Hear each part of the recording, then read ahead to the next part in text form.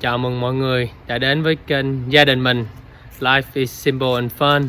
Hôm nay mình sẽ giới thiệu với mọi người một loại bánh truyền thống của người Hoa, gọi là bánh bá chạng. Vào dịp mỗi năm ngày 5 tháng 5 âm lịch là ngày Tết Đoan Ngọ, người Hoa có một cái truyền thống trong gia đình là từ lớn đến nhỏ sum họp lại để làm bánh, trò chuyện với nhau và truyền nghề từ đời này sang đời khác. Cái bánh này đã có vài ngàn năm lịch sử rồi.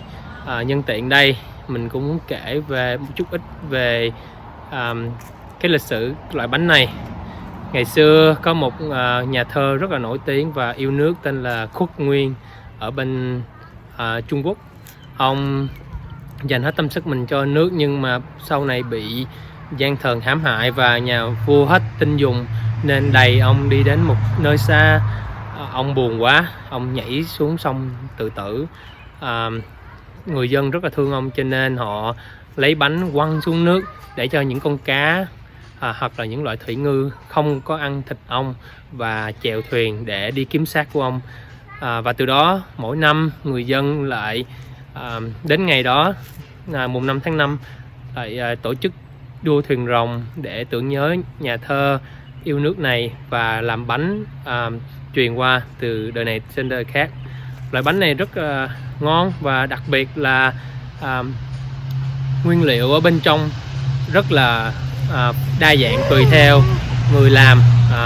Hôm nay gia đình mình sẽ giới thiệu ba cách gói bánh khác nhau từ ba vị sư phụ trong gia đình, từ mấy cô mấy dì đã gói mấy chục năm trước rồi. Bây giờ truyền lại cho đời mình, hy vọng là mình cũng có thể học được, lĩnh hội được và truyền lại cho Ánh Dương, Thiên Nhiên và mấy đứa cháu của mình nữa. Rất là vui khi có cơ hội để học được một cái truyền thống văn hóa này và truyền lại cho đời sau. Sẵn tiện cũng nói ở đây luôn là gia đình mình trong video này, tất cả những người lớn hơn 12 tuổi trong video này đều đã được chích vaccine cho Covid hết trơn rồi, ngoại trừ những đứa bé nhỏ hơn 12 tuổi thôi. Cho nên mọi người mới cảm thấy an toàn để tập hợp lại để làm loại bánh này và không ảnh hưởng đến sức khỏe của mọi người. Bây giờ khắp nơi nặng về bị Covid ảnh hưởng rất nặng, cho nên hy vọng là mọi người sẽ được, tất cả mọi người trên thế giới đều được chích vaccine sớm và luôn khỏe mạnh, vui. Mình không có cần phải có được một cái điều kiện hoàn hảo để mình được vui trong cuộc sống này. Mình lúc nào cũng có thể tạo được niềm vui cho mình hết trong bất cứ mọi hoàn cảnh. Mọi người cố gắng lên nha, những ngày tốt đẹp sẽ sắp tới rồi, cố gắng. Xin cảm ơn mọi người đã dành thời gian xem clip này và xin giúp ủng hộ gia đình mình bằng cách bấm nút like and subscribe nha. Cảm ơn mọi người. Những nhớ là chứ gọi là đậu xì. Nó ngon, nó ngon thiệt. Ủa má với là dí làm cái này tốn nhiều công sức, sao thích làm vậy? Vui, làm cho nó vui mà ăn ngon. Vậy đó. Sao thôi Còn giỏi là làm rồi. Nó cho cái xây rồi. hồi nhỏ làm với bà ngoại hả? Làm với ông Cung á. Ông ngoại nữa. Ông Cung ông ngoại bà ngoại. Với mấy bác trong nhà nữa. Cô nữa. Cô giờ bác bây giờ tới làm chùa cả gia đình đó. Này truyền thống vui chứ. Vui lắm á. Ngồi thì cũng vui lắm á, có bánh ăn nè. Ở phía kia làm mấy năm rồi đó. Còn này là lá tre khô, mua về phải cột lại nữa, dùng cái dây lạc không, cột nó lại để mình nấu nó lên, xong rồi hồi nữa lâu nữa. Rất là nhiều. Bây giờ mình bỏ vô để chút nữa nấu chung với lại lá chuối.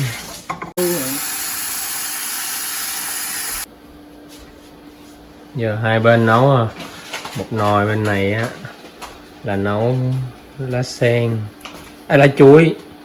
Nồi bên này nấu lá chuối, nồi bên này nấu lá chè, mà cái nồi không đủ lớn thì cũng ráng chè luôn. Sau khi nó mềm bớt rồi có thể đóng nắp lại để luộc hết nguyên cái lá luôn. Này cái nấu khi nào mà nó đổi màu, nước sôi đổi màu lấy ra. Giờ gì lấy từng cái lấy cái tim cái trái tâm ở trái hột sen ra nè. Có trái coi không? Hơi bị phê nữa. Thịt này ướp hôm qua tới giờ. Ướp làm gì là cái gì? Cái này ướp với chao đỏ.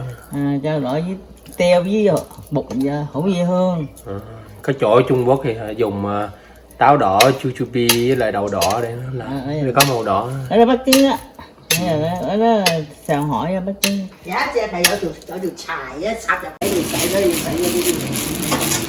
Bây giờ là lá luộc xong rồi, giờ lấy ra để rửa xong rồi chuẩn bị gói.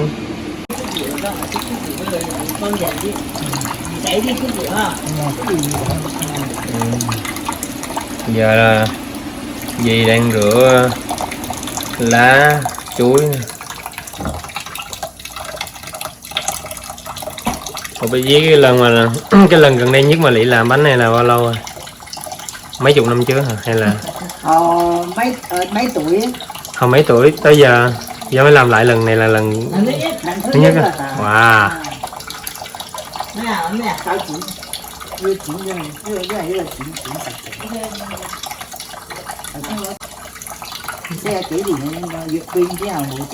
Wow, 40 mấy năm mà mới làm lại này. Còn nhớ cách làm không? Nha, mà làm này nhớ lại mấy kỷ niệm hồi nhỏ ha. Vui. Nè, nãy giờ đứng rửa lá riết mỏi chân, giờ phải nghỉ ngơi, nghỉ giải lao hiệp 1 15 phút xong rồi vô hiệp 2 làm tiếp nữa. Tội nghiệp chưa nè. Bây giờ vận động viên Muối đã quay lại đấu hiệp 2 sau khi giải lao 15 phút.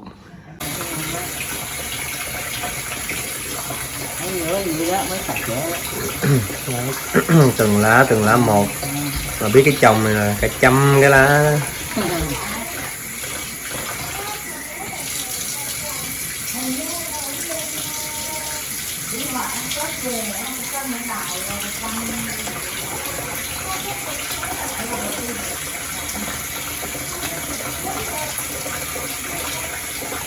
Quá công phu luôn.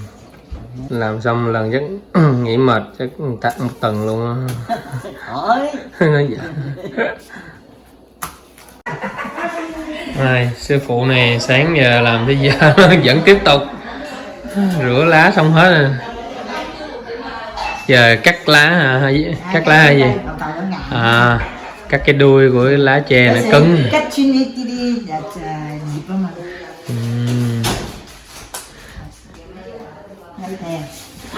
Wow, công phu quá. Bây giờ mấy sư phụ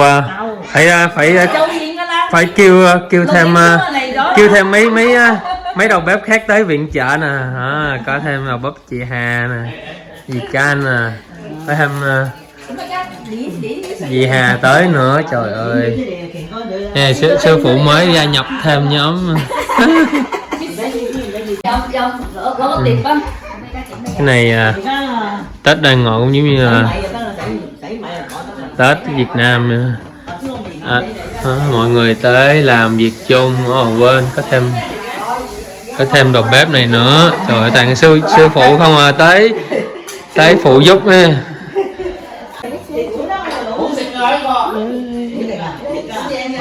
Cũng cho mấy nhỏ, mấy anh chị em đó tới chơi chung với nhau. Where you going, Kaylee? Bây giờ là đang rửa nếp. Cái rửa bao nhiêu lần mới đủ sạch hả chị ha?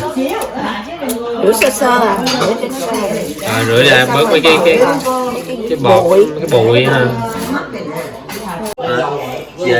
Giờ nếp trộn thêm chút xíu dầu nữa. Trộn dầu để làm cái gì chị Hà? Rồi để cho cái gạo nó mướt với lại nó dẻo. Nó mướt cho nó dẻo, nó không có dính hả? Nhìn nếp.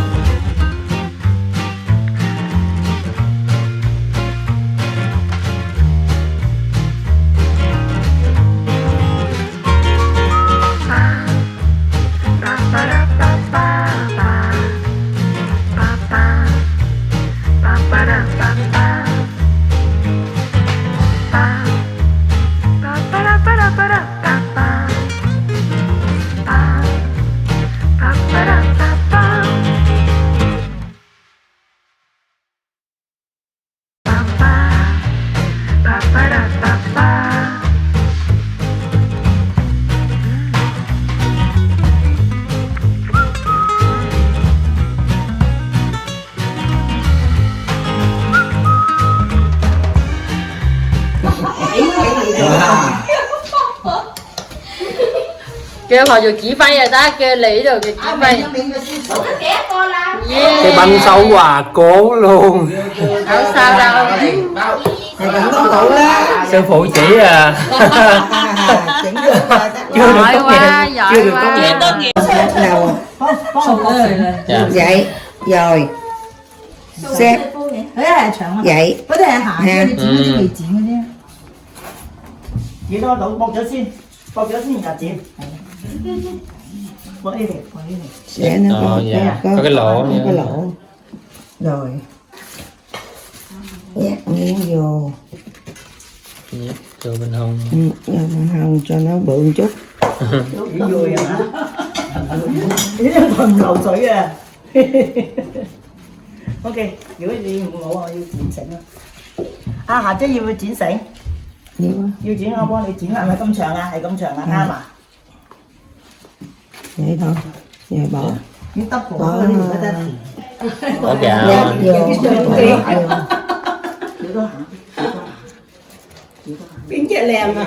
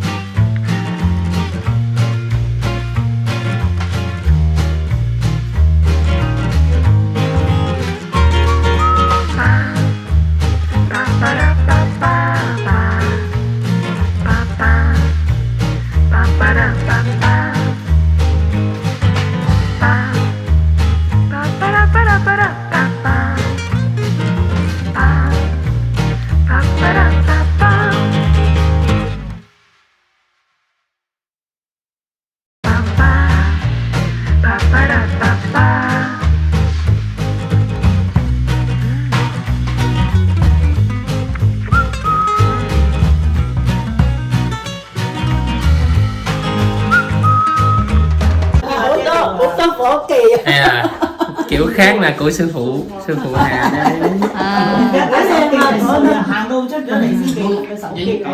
Người ăn không con? Mâm. Các bọn vô các bạn với mũi với bội. Còn cái để hướng này dễ mới dễ gấp đó hả? Cái để cái lá hướng này dễ gấp đó.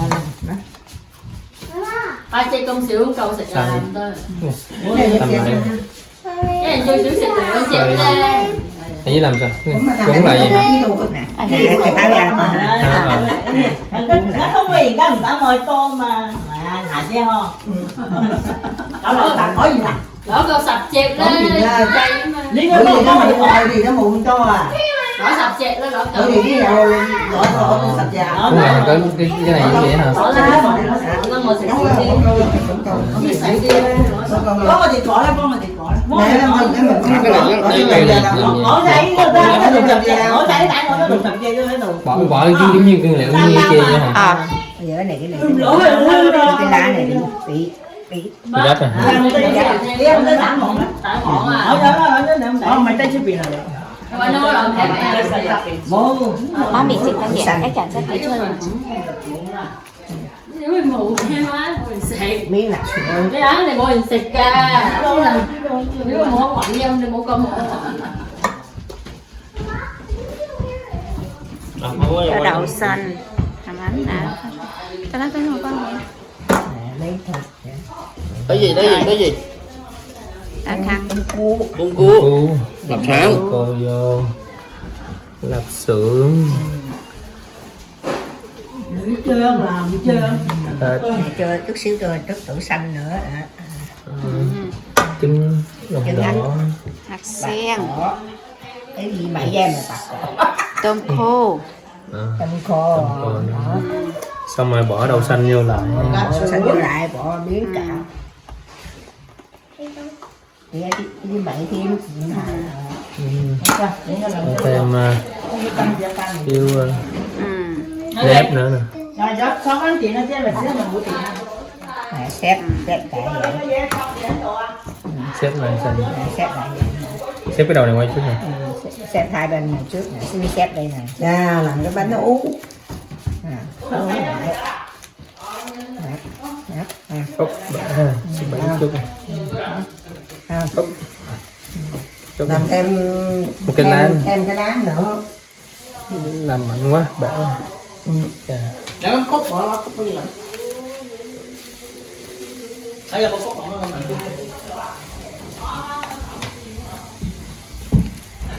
Này mới làm mà tốn lá chưa nè. Bây giờ con chay là mũ liễu. Dấu trùng dấu điểu. Trùng dấu điểu. Mũ liễu hay là gì nè. Dấu mũi dân hết cậu. Thấy làm gì tại sao vậy ra. Xíu không dễ thì chứ mà. Kéo Khang. Khang đang phủ cầu. Cái lá bị bể. Nó mới bên ngoài khoan giấy bố mình thấy tặng liền có gì đâu. Tính có đục chìa khoan giấy mình. Ngủ chỗ mình đó. Đi uống hạnh mà khoan giấy bố khoan. Ngon chứ là ngon hỏi gì? Rồi đó. Ngon thì chặt tay đồ. Lại ba gì ngon hẳn. Lại ba gì ngon hẳn con qua trời đó. Mà đi đó chứ khoan giấy bố đó. Không có lên nó là bố mà này. Thế là cái chuyện thứ Này vừa pha lá mà vừa phá dây nữa.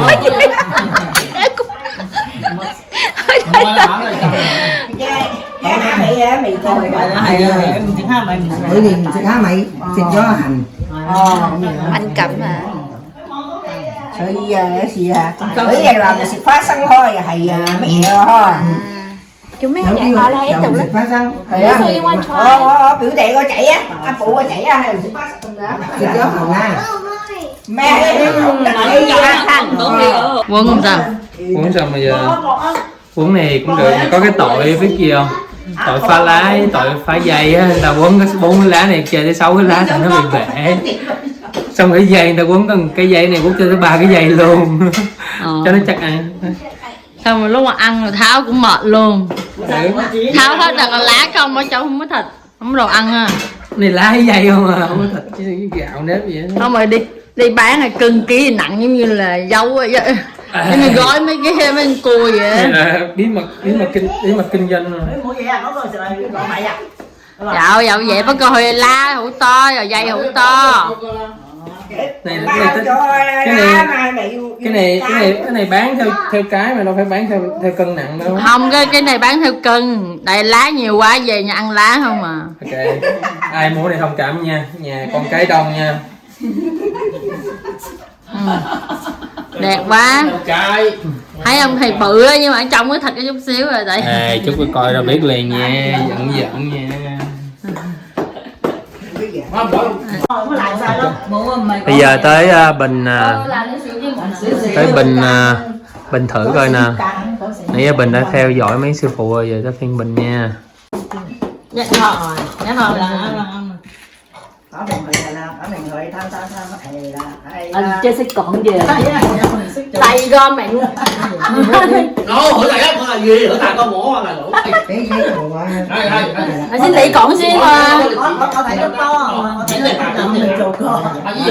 Không gì rồi, cái thải dung thương rồi. ở xuyên qua cao ta hạ tím chuyện Thôi. đó là so sai Hồi xưa con điểm có chơi đó hiểm mà. Là từ lâu anh tôi đâu tới luôn cái này gặp đó. giờ cho thủng là Đẹp có thủng. nghe mua điền chỉ anh nhậu à điền ý luôn Đừng biết luôn hả? Sao tại sao lên ngọt cái là má. cái cầu có Còn cái nó hại chế lỡ lợn cầu mà cái này lỡ lợn cầu đó. làm thể nổi lên cờ Còn cỡ một xay á mà, có Nó mỗi lời cầu xay với mà. Để chí dục đi, dùng lợn ngọt, dùng hết cầu chí dục, dùng lợn ngọt là thể. Có chút gì làm thể đó chí dục. có mày đi xịt cái đại tủ à nếu biết rõ không có hài bị chứ cái là đi Cái này xí nhìn tiền. Hạt nữa thì là Gọi tôi cầu mày á chỉ ngàn đó là ngàn điện chế hai lại cái lắp đường lắp tắt la ai tô là mày tô mới xịt ra xì lắm. ai là mày tô mới xịt ra mày đi mà dạo ta tù xô ra lý Tung cua hai mày dậu chợ làm mà. Tại muốn ngồi con mà bao nhiêu nha. Đi hỏi xong mà. Trời mình thọ, anh tặng đi chung ba liền ở chơi cọ đó gì. Hỏi xong mà làm sai là bố Chị ngồi. không bình phòng. Mà vẫn đúng tâm. Nhận đâu mê cảm. Ở đâu phải làm tất cả hành. Ok, xì pin đi cho nên trai luôn. Mấy con mét chưa hay sao? Sắp nổ hay là Trung can, đây hay tại trung can. Hả? Thế tại thế lợi đó. Đừng mày trung can đó Hỏi mà. like đây là phải nói. Nó咪錄晒你仲好笑過你哋食嘅， Ok. 仲好玩過你食嘅， Ok Đừng nhé. nói xong Mày rồi. cảm nhận à? Trước đi. Đừng nói xong rồi食。 Có啲人啊識少少扮代表啦，猛咁呢個識少少扮代表啦。 如果我幫佢攞繩嘅，我唔識，我就係幫佢攞繩嘅啫。佢頭先話指揮啊，點揮啊？咁啊到自己做嗰陣時就知道死啦。 À mày. chặt Cảm chặt nhận. chút xíu. Nó做演隻唔敢做第二隻啦。唔出聲添 Ra gặp啊！cái này. 你企咗個位啦， Ra còn thêm 我 năm 幫 trăm. 手幫總。呢人好多人做嘅，好啊係佢自己做。要教阿針啦，即係你要教平點樣轉嘅，總唔使攞上嚟。係唔使戴煙，唔應該戴戒指嘅，因為棘住咗個線就戒指嗰度。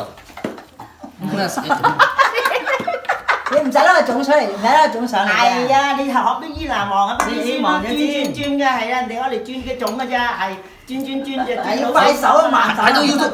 係啦，要快添，你一下遮就得啦，啲快手快腳嗰啲得，你慢咗佢啊，水流鬼晒冇晒嘢，你入邊啊鬆鬼咗，你講實又唔得。 Để mình nói chung cái này cũng mới chuyện nó hạt. 梗係得啦，嗱咁啲又得，你要睇人哋咯，所以你由細睇到大，我未做過。做過係啊，由細睇到大啫。由細睇到大。橋啦，你橋啦，你用橋啦，攞出嚟，攞唔得㗎平，咁你橋啦，你橋啦，佢唔識就用咩橋？用佢個方法啦，係啦，都得嘅，點樣方法都得嘅，總之把佢把佢做。你用隻龜嘅。橋啦，你做到。阿鄧少到你講嘢龜咁都得咧。 Ê, mình hai vợ chồng mình là hơi bị phá dây phá gì phá lá. Quay cũng dư dây mà. câu câu xin cho nè. Không mấy nhá. Chùm dẫu vô đó. Ốc xoàn. Sao phải giá chơi 1, 2, 3, 4, 5 隻添，6 隻添，6 隻đó là 6 隻。 Ê, bên đẹp đó nha, coi coi. Đâu, cho chỉnh thôi đó, chỉnh gì lục sập che là chứ đâu phải giống nó lục sập che cả. Nếu lục sập che trốn sập lại. Bình nâng cái bánh lên coi. Về. Đẹp. Xong rồi bây giờ bỏ bánh vô đây nấu nè. Ok, bây giờ là mình chuẩn bị khui cái bánh đầu tiên nha. Này là giống như hình bánh ú nè. Đúng rồi, là nó ngon nhất á. Ai cũng sẽ nó ngon á. Nó cứ ngọt sữa ở trong đó, nó cứ đậu ở trong đó. Anh Nhân sẵn sàng chưa? Ăn bánh không? Ok. Em không vậy. Thiên Nhiên cũng vậy hả? Đây là bên trong cái bánh nè. Nó giống nó giống siêu xì á. Có nếp, có đậu, có thịt. Cái đó lại là màu có vàng. lạp Màu xưởng. vàng lại gì? Màu vàng là Có đậu trứng xanh đó mặn. con. Cái trứng mặn nữa. Trứng mặn Lạp xưởng. lạp xưởng này, trứng mặn chưa thấy nha, chứ phải khui ra ăn coi chắc nó nằm ở bên trong một trong hai cái này nè. Cái đậu không? Cái đậu không? Vậy là mình sẽ cái bên trái hay là cái bên phải có trứng mặn đây ta? Hả? Lục tỏi.